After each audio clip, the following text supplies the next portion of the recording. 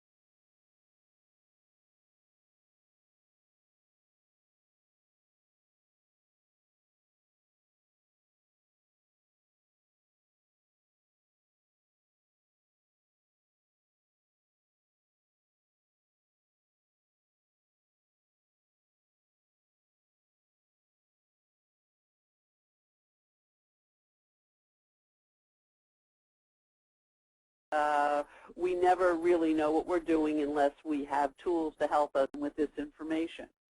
On the date, CCI 19.2 bundled these two ophthalmological services along with most E&M codes into CPT codes describing the surgical services with global days of 0, 10, or 90 days.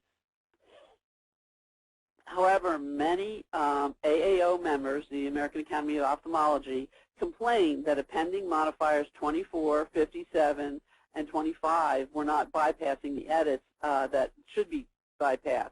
Why? Because CMS has determined that there is an electronic claims processing problem that is not allowing the 25 to bypass edits on the ophthalmologic E&M codes.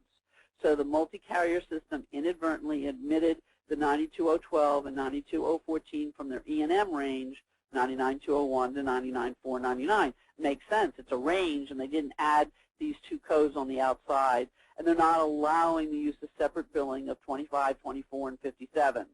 So this is causing a lot of claims to inappropriately deny when they should be paid with the modifiers. Until that can be sorted out, the processing problems, CCI is suspending these edits affecting these two codes, 92012 and 92014. Urology practices should avoid 57410 reporting with 49203 and 49205 because CCI 19.3 bundles open excision of abdominal and retroperitoneal tumors, which are codes 49203 to 205, with the following column 2 codes, 57410, 5722, and 5725. These bundles have a modifier of 0, and therefore we can never use a modifier. But 49203 to 205 bundling with 5722 and 5725 do have a modifier of 1, which means if we do it at a different encounter, we can use a different we can use a modifier 59 so that we can get paid separately. We should tap our modifier 59 with 52346 assisted oh man, you can tell that I am not going today. Cystouroscopy with treatment of intrarenal structures. It bundles when appropriate. You'll see that column 1 codes 52, 352 through 355 now bundle column 2 code 52346. This edit now has a column indicator of 1. But remember, don't use the 59 modifier, which is a very powerful but a very dangerous modifier, unless you have the documented support of why it's a separate code and why you should be using it. So urology practices should take note there are some deletions. 19.3 deletes the bundling edits of column 1 code for pelvic exoneration 51597 with column 2 codes for colonic conduit formation 5815 and and iliac conduit formation 5820. So these were deleted. So now don't assume that they're going to be bundled, and make sure you do bill these together. Now we get into reporting telehealth pharma management with psychiatric codes. Not so fast.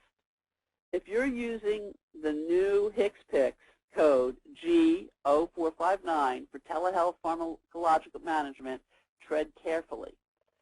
CCI 19.3 bundles the service with codes normally used in psychiatry. These, we can't report G0459 with the following codes: 90792 and 90791 and 90792, 90832 through 838, 90839 to 840, 90845, 847, 849, 853, and 865.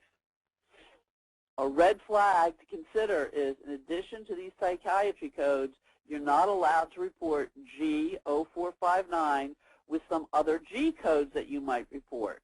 Some other G codes that are now bundled with this telehealth code per CCI 19.3 include G0409, 0410, 0411, 0438, and 0439.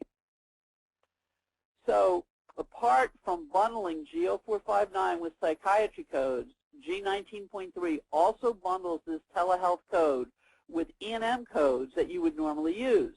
So if you're doing telehealth pharma management codes, you can't also be reporting face-to-face E&M codes.